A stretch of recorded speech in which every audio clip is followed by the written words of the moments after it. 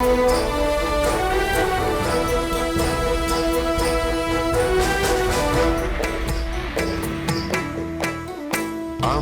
गाथे धरणि जाते साध्वी सीते सुचरिते सहन शक्ति पतिय भक्ति लोकमान्य वंदिते मंगलांगी महामाते नारी कुलके मादरी कष्टदेदुरु दुष्टरेदुरु सहिಸಿ ಗೆಲ್ಲುವ ಗುಣಸಿರಿ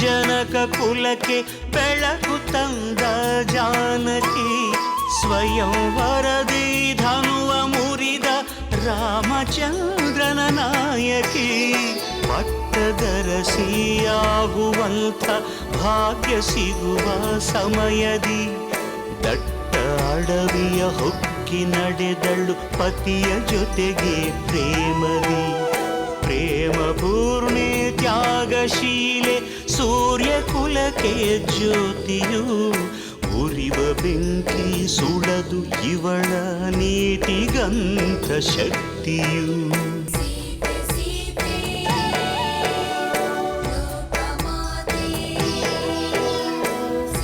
ರಾಮ ಹೃದಯ ನಿವಾಸಿನಿ ಅಕಳಂಕ ಪ್ರೇಮ ಪ್ರಬೋಧಿನಿ ಸೀತೆ ಮಾತೆ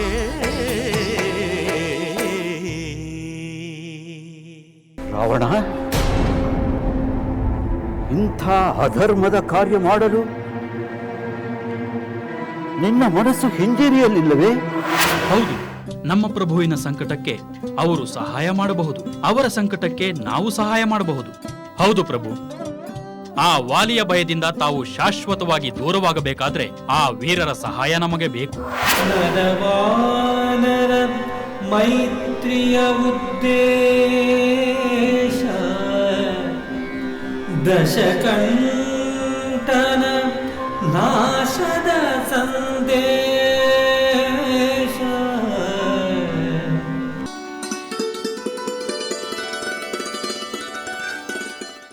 ರಾಮಚಂದ್ರ, ನಿನ್ನನ್ನು ಕಂಡ ಮೇಲೆ, ನಿಮ್ಮ ಮಾತುಗಳನ್ನು ಕೇಳಿದ ಮೇಲೆ ನನ್ನ ಆತಂಕ ದೂರವಾಗಿ ನನ್ನ ಮನಸ್ಸು ನಿರಾಳವಾಗಿದೆ. ನಿಮ್ಮ ಸಹಾಯದಿಂದ ನನ್ನ ಪ್ರಿಯ ಪತ್ನಿಯನ್ನು, ಕಳೆದುಕೊಂಡಿರುವ ರಾಜ್ಯವನ್ನು ಮರಳಿ ಪಡೆಯೋನೆಂಬ ಭರವಸೆ ಮೂಡಿದೆ. ಮತ್ತೊಮ್ಮೆ ನನ್ನ ಸೋದರ ವಾಲಿಯಿಂದ ಹಿಂಸೆಗೆ ಗುರಿಯಾಗದಂತೆ ನೀನು ಕಾರ್ಯಪ್ರವೃತ್ತನಾಗಬೇಕಾಗಿದೆ ರಾಮಚಂದ್ರ. ಮಿತ್ರ ಸುಗ್ರೀವ, ರಾಮಚಂದ್ರ ಕೊಟ್ಟ ಮಾತು ತೊಟ್ಟ ಬಾಣ ಎಂದಿಗೂ ಯಾವ ಕಾರಣಕ್ಕೂ ವಿಫಲವಾಗುವುದಿಲ್ಲ. ನನ್ನ ಸಹೋದರನ ಪರಾಕ್ರಮಕ್ಕೆ ನಿನ್ನ ಸಹೋದರ ವಾಲಿ ಖಂಡಿತ ಹತನಾಗುತ್ತಾನೆ. ಅಷ್ಟಾದರೆ ಸಾಕು ಲಕ್ಷ್ಮಣ, ನಾನು ನಿಮಗೆ ಚಿರಋಣಿಯಾಗಿರುತ್ತೇನೆ. ರಾಮಚಂದ್ರ, ನಿನ್ನ ಪತ್ನಿ ರಸಾತಲದಲ್ಲೇ ಇರಲಿ, ಅಂತರಿಕ್ಷದಲ್ಲೇ ಇರಲಿ, ಅವಳನ್ನು ಕರೆತಂದು ನಿನ್ನ ಮುಂದೆ ನಿಲ್ಲಿಸುತ್ತೇನೆ. ಇದು ನಾನು ನಿನಗೆ ಕೊಡುತ್ತಿರುವ ಭಾಷೆ ಎಂದು ತಿಳಿ. ಮಿತ್ರ, ಇಂದಿನ ಮಾತುಗಳು ಬಾಯಾರಿದವನಿಗೆ ಶೀತಲವಾದ ಅಮೃತವನ್ನು ನೀಡಿದಂತಿದೆ. ಈ ಕಾರ್ಯವನ್ನು ಆದಷ್ಟು ಬೇಗ ನೆರವೇರಿಸಬೇಕೆಂದು ನಾನು ನಿನ್ನಲ್ಲಿ ಕೇಳಿಕೊಳ್ಳುತ್ತೇನೆ. ಸುಗ್ರೀವ, ಆ ರಾವಣನ ನೆಲೆ ಎಲ್ಲಿದೆ ಎಂದು ತಿಳಿದು ಹೇಳಿದರೆ ಸಾಕು. ಅದನ್ನು ನನ್ನ ವಾನರ ವೀರರು ನೋಡಿಕೊಳ್ಳುತ್ತಾರೆ. ರಾಮಚಂದ್ರ, ನಿನ್ನ ಪತ್ನಿಯನ್ನು ಅಪಹರಿಸಿರುವ ಆ ನೀಚ ಇನ್ನು ಹೆಚ್ಚು ಕಾಲ ಜೀವಂತವಾಗಿರುವುದಿಲ್ಲ. ನೀನು ಶೋಕವನ್ನು ಬಿಡು. ಶುಭ ಕಾಲ ಸನಿಹವಾಗುತ್ತಿದೆ ಎಂದು ತಿಳಿ. ಶುಭಕರವಾದ ನಿನ್ನ ಸ್ನೇಹ ಲಭಿಸಿದ ಮೇಲೆ ಎಲ್ಲವೂ ಶುಭವೇ ಆಗುತ್ತದೆ ಎಂದು ನನ್ನ ಮನಸ್ಸು ಹೇಳುತ್ತದೆ. ಅಂದ ಹಾಗೆ ರಾಮಚಂದ್ರ, ಕೆಲವು ದಿನಗಳ ಹಿಂದೆ ಕ್ರೂರ ರಾಕ್ಷಸನೊಬ್ಬ ಸ್ತ್ರೀಯೊಬ್ಬಳನ್ನು ಅಪಹರಿಸಿಕೊಂಡು ಆಕಾಶ ಮಾರ್ಗವಾಗಿ ಹೋಗುತ್ತಿದ್ದುದನ್ನು ನಮ್ಮ ವಾನರ ವೀರರು ಕಂಡರು.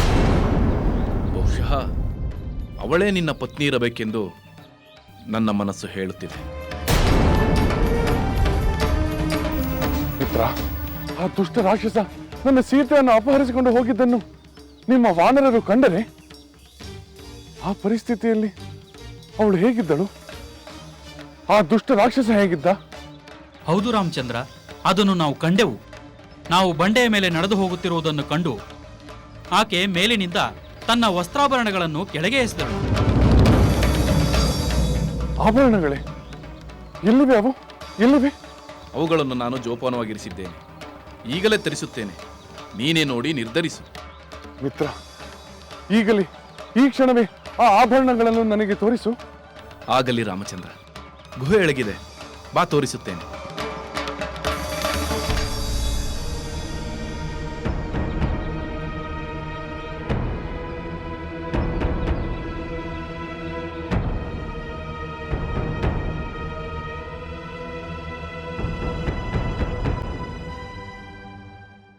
ಹನುಮಂತ, ಆ ಗಂಟನ್ನು ತೆಗೆದುಕೊಂಡು ಬಾ. ಲಕ್ಷ್ಮಣ, ಅದು ನನ್ನ ಸೀತೆ ಎಸೆದ ಗಂಟೆ ಇರಬೇಕೆಂದೆನಿಸುತ್ತಿದೆ. ಯಾರಾದರೂ ಅದನ್ನು ಕಂಡು ನಮಗೆ ಸುದ್ದಿ ತಿಳಿಸುತ್ತಾರೆ ಎಂಬ ಉದ್ದೇಶದಿಂದಲೇ ಅವಳು ಆ ಗಂಟನ್ನು ಕೆಳಗೆ ಎಸೆದಿರಬೇಕು, ಅಲ್ಲವೇ ಲಕ್ಷ್ಮಣ? ಇರಬಹುದು ಸಹೋದರ. ರಾಮಚಂದ್ರ, ಇದೇ ಆ ಗಂಟು.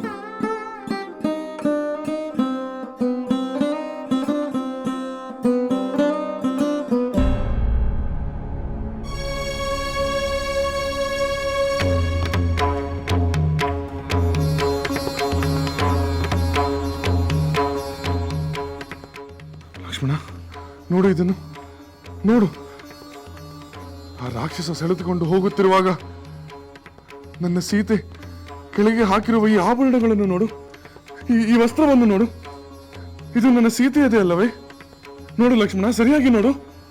ಸಹೋದರ, ನಾನು ಅತ್ತಿಗೆಯ ಯಾವ ಆಭರಣಗಳನ್ನು ಕಂಡವನಲ್ಲ. ಅತ್ತಿಗೆಗೆ ನಮಸ್ಕರಿಸುತ್ತಿದ್ದರಿಂದ ಕಾಲಂದುಗೆಗಳನ್ನು ಮಾತ್ರ ಗುರುತಿಸಬಲ್ಲ. ಸಹೋದರ, ಇದೇ ಅತ್ತಿಗೆ ಧರಿಸುತ್ತಿದ್ದ ಕಾಲಂದುಗೆಗಳು. ಭಲೆ ಲಕ್ಷ್ಮಣ, ಭಲೆ. ನಿನ್ನಂತಹ ಸಹೋದರ, ನಿನ್ನಂತಹ ಮೈದುನ ರಾಮ ಸೀತೆಯರ ಮಹಾಭಾಗ್ಯ. ಇಲ್ಲ ಆಂಜನೇಯ, ಇಂತಹ ಸಹೋದರ, ಅಂತಹ ಅತ್ತಿಗೆ ನನ್ನ ಸೌಭಾಗ್ಯ. ಸುಗ್ರೀವ, ಆ ದುಷ್ಟ ರಾಕ್ಷಸ ನನ್ನ ಪ್ರಾಣ ಪ್ರಿಯಳಾದ ಸೀತೆಯನ್ನು ಅಪಹರಿಸಿ ಘೋರ ಅಪರಾಧವನ್ನು ಮಾಡಿದ್ದಾನೆ. ನನಗೆ ಅಪಾರ ಸಂಕಟ ಉಂಟು ಮಾಡಿರುವ ಆ ರಾಕ್ಷಸ ಎಲ್ಲಿದ್ದಾನೆ ಎಂದು ಹೇಳು. ನಾನು ಈ ಕ್ಷಣವೇ ಹೋಗಿ ಇಡೀ ರಾಕ್ಷಸ ಕುಲವನ್ನೇ ಧ್ವಂಸ ಮಾಡುತ್ತೇನೆ. ಈ ವಿಷಯವನ್ನು ಹೇಳಲು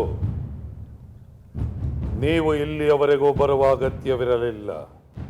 ಹಾಗಾದರೆ ನೀನೇ ನನ್ನ ಬಳಿಗೆ ಬರುತ್ತಿದ್ದೀಯಾ? ಅಧರ್ಮದ ಕಾರ್ಯ ಮಾಡಿದನೆಂದು ಪಶ್ಚಾತ್ತಾಪ ವ್ಯಕ್ತಪಡಿಸುತ್ತಿದ್ದೀಯಾ? ತಾತ, ಅಧರ್ಮ ಅಧರ್ಮ ಎಂದು ಹೇಳುತ್ತಿರಬೇಡಿ. ಆ ರಾಮನ ಸೋದರ ಲಕ್ಷ್ಮಣ ನನ್ನ ಸೋದರಿ ಶೂರ್ಪನಖಿಯ ಕಿವಿಮೂಗುಗಳನ್ನು ಕತ್ತರಿಸಿದ್ದು ಅಧರ್ಮವಾದರೆ ನಾನು ಮಾಡಿದ್ದು ಅಧರ್ಮವಲ್ಲ. ಶೂರ್ಪನಖಿಯ ಸಹಾಯಕ್ಕೆ ಧಾವಿಸಿದ ಆ ಖರದೂಷಣರನ್ನು ಆ ರಾಮನು ಕೊಂದದ್ದು ಧರ್ಮವೇ ಆದರೆ ನಾನು ಮಾಡಿದ್ದು ಧರ್ಮವೇ. ಆಹಾ, ಎಂತಹ ತರ್ಕದ ಚಾತುರ್ಯದಿಂದ ಅಧರ್ಮ ಧರ್ಮವಾಗುವುದಿಲ್ಲ ರಾವಣ. ಉದ್ದಟತನದಿಂದ ವರ್ತಿಸಿದ ಶೂರ್ಪನಿಗೆ ಶಿಕ್ಷೆ ಕೊಟ್ಟಿದ್ದಕ್ಕೂ ನಿನ್ನ ವಂಚನೆಯ ಪರಸ್ತ್ರೀ ಹರಣಕ್ಕೂ ಸಂಬಂಧವನ್ನು ಕಲ್ಪಿಸಬೇಡ. ಸೀತೆ ಮಹಾಪತಿವ್ರತೆ ಅಲ್ಲ ರಾವಣ. ನಿನಗೆ ನಿನ್ನ ದೃಷ್ಟಿಯಲ್ಲಿ ರಾಮ ಲಕ್ಷ್ಮಣರು ತಪ್ಪು ಮಾಡಿದ್ದರೆ ಅವರ ಮೇಲೆ ಯುದ್ಧ ಮಾಡಬೇಕಾಗಿತ್ತು. ಅದನ್ನು ಬಿಟ್ಟು ನಿರಪರಾಧಿಯಾದ ಪರಮ ಸಾಧ್ವಿಯಾದ ಸೀತಾದೇವಿಯನ್ನು ಕದ್ದು ತಂದು ಘೋರವಾದ ಅಪರಾಧವನ್ನು ಮಾಡಿದ್ದೀಯ ರಾವಣ. ಎಚ್ಚರ, ಇದು ನಿನ್ನ ವಿನಾಶಕ್ಕೆ ಕಾರಣವಾಗಬಹುದು. ಆದ್ದರಿಂದ ಸೀತಾದೇವಿಯನ್ನು ಅವಳ ಪತಿ ರಾಮಚಂದ್ರನಿಗೆ ಒಪ್ಪಿಸು. ತಾತ, ಬೇಕಾದರೆ ನನ್ನ 10 ಶಿರವನ್ನು ಕತ್ತರಿಸಿ ನಿಮ್ಮ ಪಾದದ ಬಳಿ ಇಡುತ್ತೇನೆ. ಆದರೆ ಆ ಸೀತೆಯನ್ನು ಮಾತ್ರ ಬಿಡುವುದಿಲ್ಲ, ಬಿಡುವುದಿಲ್ಲ, ಬಿಡುವುದಿಲ್ಲ.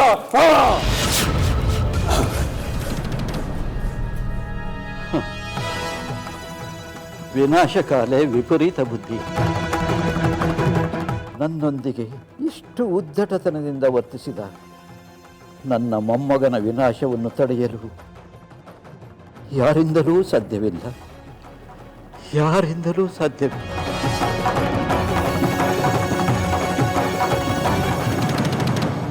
ಶಾಂತನಾಗು ಮಹಾಪ್ರಭು, ಶಾಂತನಾಗು. ಎಲ್ಲಿಯ ಶಾಂತಿ ಹನುಮಂತ? ನನ್ನನ್ನು ಕೆಣಕಿ ಮರಣದ ಮನೆಯ ಬಾಗಿಲನ್ನು ತೆರೆದುಕೊಂಡಿರುವ ರಾಕ್ಷಸ ಎಲ್ಲಿದ್ದಾನೆಂದು ಹೇಳು. ಹೇಳು ಸುಗ್ರೀವ, ಹೇಳು. ರಾಮಚಂದ್ರ, ಆ ದುಷ್ಟ ರಾಕ್ಷಸನ ವಾಸಸ್ಥಳದ ಬಗ್ಗೆ ನನಗೆ ತಿಳಿದಿಲ್ಲ. ಅವನಾರು, ಅವನ ಬಲಾಬಲಗಳೇನೆಂಬುದರ ಬಗ್ಗೆ ನನಗೆ ಅರಿವಿಲ್ಲ.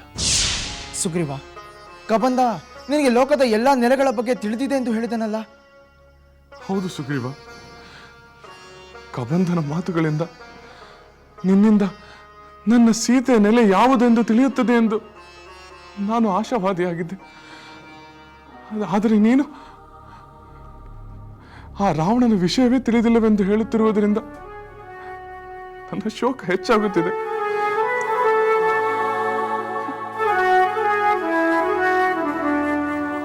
ರಾಮಚಂದ್ರ, ಈ ಶೋಕವನ್ನು ಬಿಡು. ನಾನು ಹಲವು ಕಾಲಗಳಿಂದ ವಾಲಿಯ ಭಯದಿಂದ ಒಂದೇ ಕಡೆ ಉಳಿದು ಬಿಟ್ಟೆ. ಸಾಗರದಾಚೆ ನಾನೆಂದೂ ಹೋದವನಲ್ಲ. ರಾಮಚಂದ್ರ, ತಿಳಿಯದಿದ್ದರೇನಂತೆ? ತಿಳಿಯುವ ಪ್ರಯತ್ನ ಮಾಡಬಹುದಲ್ಲ?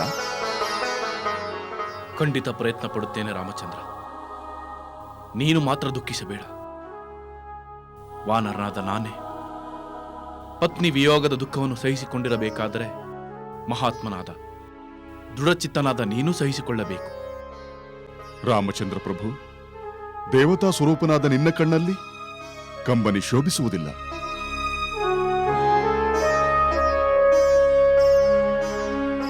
ಹನುಮಂತ, ನನ್ನ ಸೀತೆಯನ್ನು ಆ ರಾಕ್ಷಸನಿಂದ ರಕ್ಷಣೆ ಮಾಡುವವರೆಗೂ ನನ್ನ ಶೋಕ ಕಳೆಯದು. ಆ ಕಾರ್ಯ ನಡೆದೇ ನಡೆಯುತ್ತದೆ. ಆ ದುಷ್ಟ ರಾಕ್ಷಸನ ವಾಸಸ್ಥಳವನ್ನು ತಿಳಿಯುವುದೇ ನನ್ನ ಕರ್ತವ್ಯ. ನಿನ್ನ ಮಿತ್ರತ್ವವನ್ನು ಅಂಗೀಕರಿಸಿದ ಮೇಲೆ ನಿನಗಾಗಿ ಯಾವ ಕಾರ್ಯವನ್ನು ಬೇಕಾದರೂ ಮಾಡುತ್ತೇನೆ. ರಾಮಚಂದ್ರ, ನೀವೀಗ ವಿಶ್ರಾಂತಿಯನ್ನು ಪಡೆಯಿರಿ. ನಾನು ನನ್ನ ಸಚಿವರೊಡನೆ ಸಮಾಲೋಚನೆ ನಡೆಸಿ ಮುಂದೆ ಏನು ಮಾಡಬೇಕೆಂದು ತೀರ್ಮಾನಿಸುತ್ತೇನೆ. ಹನುಮಂತ, ಚಿಂತಿಸಬೇಡ ಸುಗ್ರೀವ. ರಾಮಲಕ್ಷ್ಮಣರ ಫಲಹಾರಕ್ಕೆ, ಅವರ ವಿಶ್ರಾಂತಿಗೆ ನಾನು ವ್ಯವಸ್ಥೆ ಮಾಡುತ್ತೇನೆ. ಬನ್ನಿ ಮಹಾಪ್ರಭು.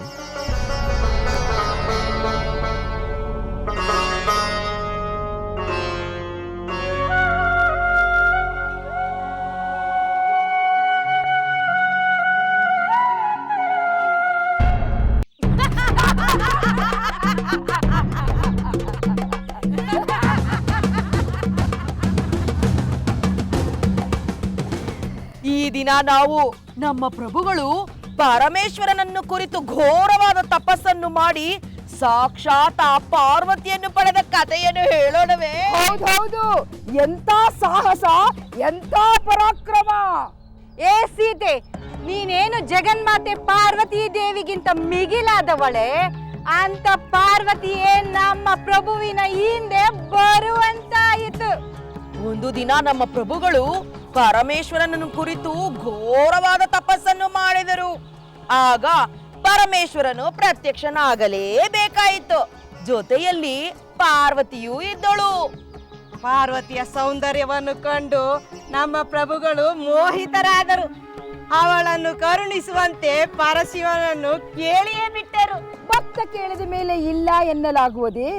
ಶಿವ ಪಾರ್ವತಿಯನ್ನು ರಾವಣನ ಹಿಂದೆ ಹೋಗಲು ಆಜ್ಞೆ ಮಾಡಿಯೇ ಬಿಟ್ಟ.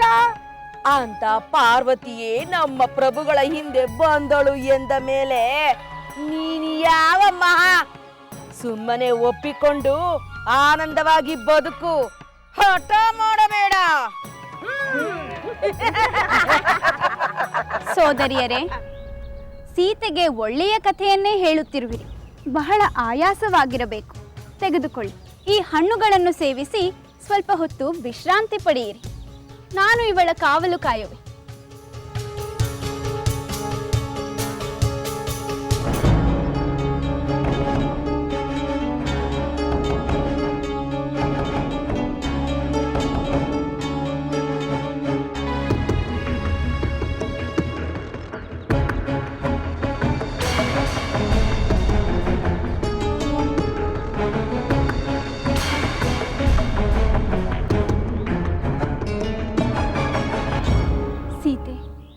ಇವರೆಲ್ಲರೂ ನಿನಗೆ ರಾವಣನ ಮಹಾಸಾಹಸದ ಬಗ್ಗೆ ಹೇಳುತ್ತಿದ್ದರಲ್ಲವೇ? ಪರಮೇಶ್ವರನ ಪತ್ನಿಯನ್ನೇ ಬೇಡುವ ಘೋರ ಅಪಚಾರವನ್ನು ಸಾಹಸವೆಂದು ಮೂರ್ಖರು ಹೇಳಬೇಕು ಅಷ್ಟೆ. ಕೇಳಬೇಕೆಂದುಕೊಂಡದ್ದನ್ನು ಕೇಳದೆ ಪಾರ್ವತಿಯನ್ನೇ ಕೇಳಿದ. ಪಾರ್ವತಿ ಕಾಳಿಯ ರೂಪ ತಾಳಿದಾಗ ಹೆದರಿ ಹಿಂದಕ್ಕೆ ಕಳುಹಿಸಿದ. ಮತ್ತೆ ತಪಸ್ಸು ಮಾಡಿ ಆತ್ಮಲಿಂಗವನ್ನು ಪಡೆದುಕೊಂಡ. ಆದರೆ ಗಣೇಶನ ಚಾತುರ್ಯತೆಯಿಂದ ಅದು ಗೋಕರ್ಣ ಕ್ಷೇತ್ರದ ನೆಲದಲ್ಲಿ ಸ್ಥಾಪಿತವಾಯಿತು. ಇಂಥ ವಿಫಲ ಸಾಹಸವನ್ನು ವರ್ಣಿಸಿ ರಾವಣ ಮಹಾವೀರನೆನ್ನಲು ಸಾಧ್ಯವೇ? ತ್ರಿಜಟೆ, ರಾವಣ ತಾನು ಅಂದುಕೊಂಡ ಯಾವುದನ್ನೂ ಲಂಕೆಗೆ ತರಲಾಗಲಿಲ್ಲ. ಆದರೆ ನತದೃಷ್ಟಳಾದ ನನ್ನನ್ನು ತಂದು ಬಿಟ್ಟ. ನನ್ನ ಸ್ವಾಮಿಯಿಂದ ದೂರವಾಗಿ ನಾನಿಲ್ಲಿ ದುಃಖಿಸುವಂತಾಯಿತಲ್ಲವೇ?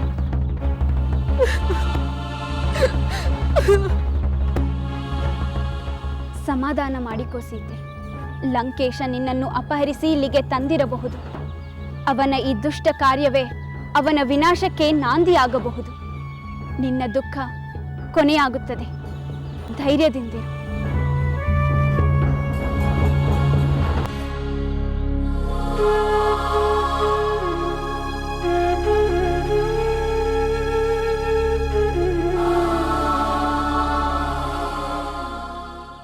ಪ್ರಿಯ ಸಚಿವರೇ,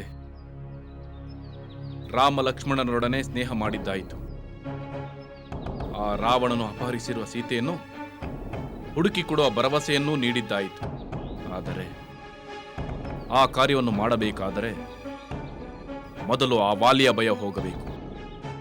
ನಾನು ಕಿಷ್ಕಿಂಧೆಯ ಸ್ವತಂತ್ರ ರಾಜನಾಗಬೇಕು. ಆ ನಂತರ ಸಕಲ ವಾನರ ಸೈನ್ಯದೊಡನೆ ಸೀತೆಯನ್ನು ಹುಡುಕುವುದು ಸುಲಭವಾಗುತ್ತದೆ. ಅದು ಸಾಧ್ಯವಾಗಬೇಕಾದ್ರೆ ವಾಲಿಯ ಸಂಹಾರವಾಗಬೇಕು. ಪ್ರಭು, ವಾಲಿಯನ್ನು ಸಂಹರಿಸುವೆನೆಂದು ರಾಮಚಂದ್ರನು ಪ್ರತಿಜ್ಞೆ ಮಾಡಿರುವನಲ್ಲ, ಇನ್ನೇಕೆ ಚಿಂತೆ? ಹಾಗಾದರೆ ವಾಲಿಯ ಸಂಹಾರವಾದ ಮೇಲೆ ನಾವು ಸೀತಾನ್ವೇಷಣೆಯಲ್ಲಿ ತೊಡಗಬಹುದು. ಹೌದು ಹೌದು, ಅದೇ ಸರಿ. ಮೊದಲು ವಾಲಿಯ ಸಂಹಾರ, ನಂತರ ಸುಗ್ರೀವನ ಪಟ್ಟಾಭಿಷೇಕ, ಆನಂತರ ಸೀತಾನ್ವೇಷಣೆ. ಎಲ್ಲ ಸರಿ ಮಿತ್ರರೇ. ವಾಲಿಯ ಶಕ್ತಿ ಸಾಮರ್ಥ್ಯದ ಬಗ್ಗೆ ನಿಮಗೆಲ್ಲ ಗೊತ್ತಿದೆ. ಅವನನ್ನು ಸಂಹರಿಸುವಷ್ಟು ಶಕ್ತಿ ಸಾಮರ್ಥ್ಯ ರಾಮನಲ್ಲಿರುವುದೇ ಎಂದು ನನಗೆ ಸಂದೇಹವಾಗುತ್ತಿದೆ. ನಾವಂತೂ ರಾಮನ ಪರಾಕ್ರಮವನ್ನು ಕಂಡವರಲ್ಲ. ನಾವು ಕಣ್ಣಾರೆ ಕಂಡರೆ ನಂಬಬಹುದು. ಅದು ಹೇಗೆ ಸಾಧ್ಯ? ವಾಲಿಯ ಪರಾಕ್ರಮದ ಕಾರ್ಯವನ್ನು ರಾಮ ಮಾಡಿ ತೋರಿಸಿದರೆ ಸರಿ. ಹೌದು ಪ್ರಭು, ಅದನ್ನು ಹೇಗೆ ಮಾಡಬೇಕೆಂದು ನೀವೇ ನಿರ್ಧರಿಸಬೇಕು. ನಿಜ, ಇದು ಒಳ್ಳೆಯ ಉಪಾಯ. ಇಲ್ಲವಾದರೆ ಆತರ ಪಟ್ಟು ಇನ್ನಷ್ಟು ಆತಂಕಕ್ಕೆ ಗುರಿಯಾಗಬೇಕಾಗುತ್ತದೆ. ನಿಮ್ಮ ಮಾತು ಸಮಯೋಚಿತವಾಗಿದೆ. ಆಗಲಿ, ರಾಮನಿಗೆ ಅಂತ ಪರಾಕ್ರಮವನ್ನು ಪ್ರದರ್ಶಿಸುವಂತೆ ಕೇಳಿಕೊಳ್ಳುತ್ತೇನೆ. ಆನಂತರ ಅವರು ವಾಲಿಯನ್ನು ಎದುರಿಸಲು.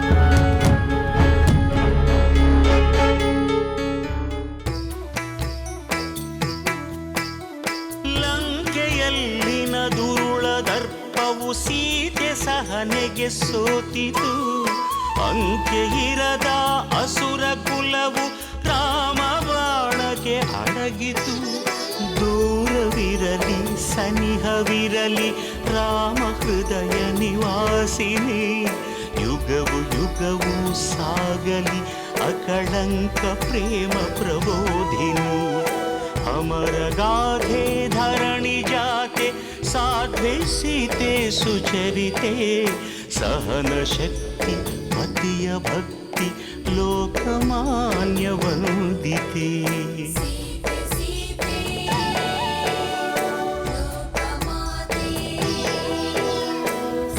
ರಾಮ ಹೃದಯ ನಿವಾಸಿನಿ ಅಕಳಂಕ ಪ್ರೇಮ ಪ್ರಬೋಧಿನಿ. ಸೀತೆ ಮಾತೆ